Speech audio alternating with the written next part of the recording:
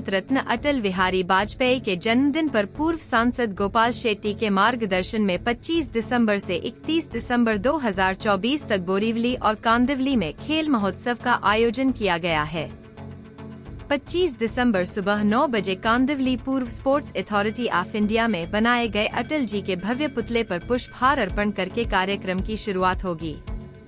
इसी दिन शाम को नव निर्वाचित मुंबई के मंत्री और विधायकों के सत्कार के साथ कवि सम्मेलन का भी आयोजन किया गया है।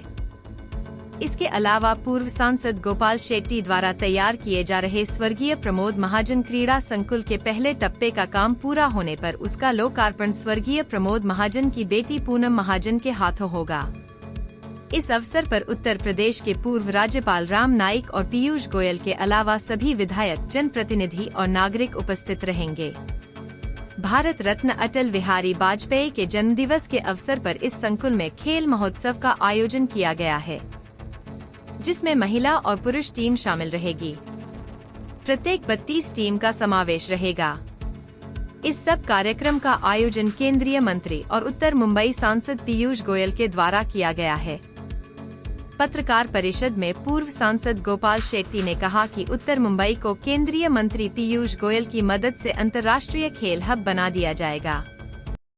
मेरे साथ आज के इस पत्रकार परिषद में भारतीय जनता पार्टी के ज्येष्ठ नेता एडवोकेट जयप्रकाश मिश्रा जी है।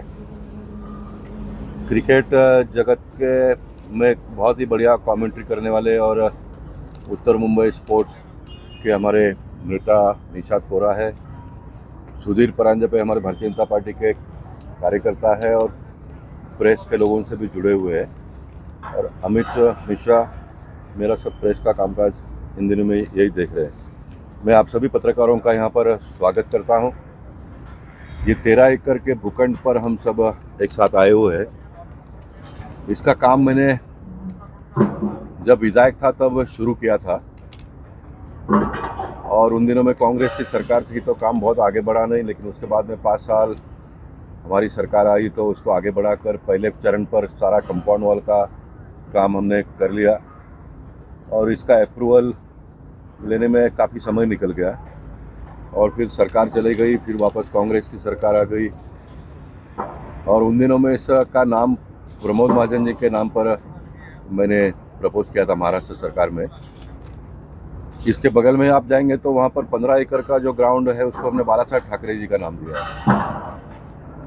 भारतीय जनता पार्टी और शिवसेना के 2 शिल्पकार थे और योगायोग 2 प्लॉट भी अगल बगल में मिलने के वजह से एक का नाम बाला साहेब ठाकरे जी और दूसरे का नाम प्रमोद महाजन क्रीड़ांगन इस प्रकार का प्रपोज किया।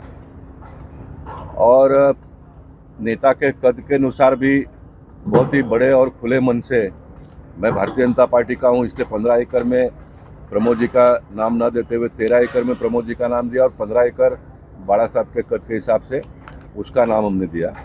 वो भी पहला चरण डेवलप करके हमने उसको लोकार्पण कर दिया।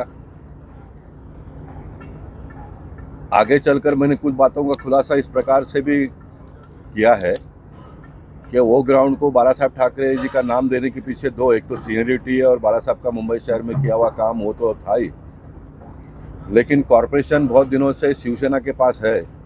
तो मेरा जो स्टेडियम बनाने का जो सोच था तो उनका नाम अगर मैं देता हूँ तो शिवसेना के लोग आगे बढ़कर वो स्टेडियम को भी पूरा करेंगे, ये भी एक सोच था, लेकिन कोई कारण से वो हुआ नहीं। इसलिए पहले चरण का काम पूरा करके मैंने उसका लोकार्पण किया। ये प्रमोद महाजन क्रीड़ांगन जो आप देख रहे हो, फिर सेकंड फेज में देवेंद्र फडणवीस जी ने मदद करके ये जो जॉगिंग ट्रैक आप देख रहे हो 2 किलोमीटर का पूरा जॉगिंग ट्रैक है। वहाँ पर आप देखेंगे तो और भी सारा कंक्रीट का काम हुआ है। ये पहला फेज पूरा होने जा रहा है। यहाँ पर आप लेफ्ट साइड में देखेंगे तो एक बहुत बड़ा इंटरनेशनल ग्रेड का फीफा का फुटबॉल ग्राउंड जो बना है, ये मुंबई में सबसे पहला है ये। और ये आप देखेंगे तो आपको सिर्फ लगेगा कि भाई ये ग्राउंड लेवल करके हरियाली किया, ऐसा नहीं है।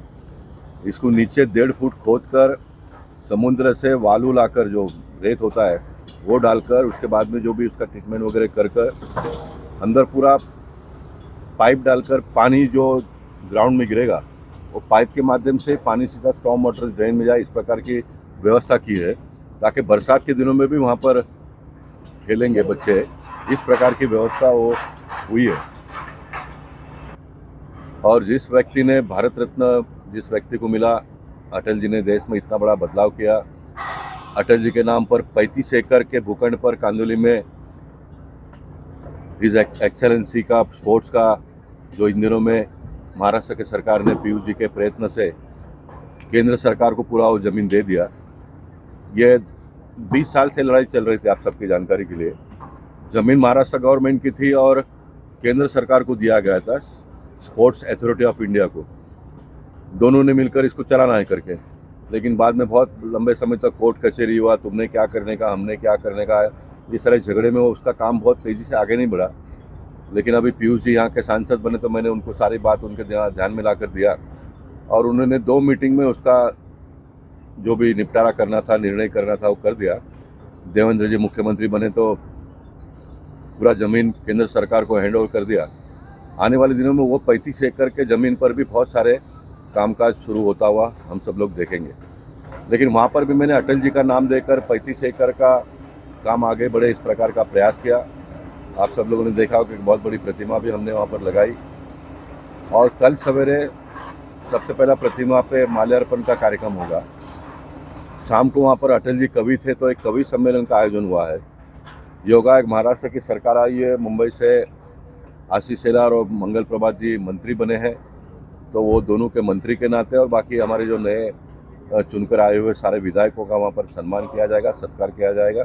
ये कार्यक्रम कल वहाँ पर होगा।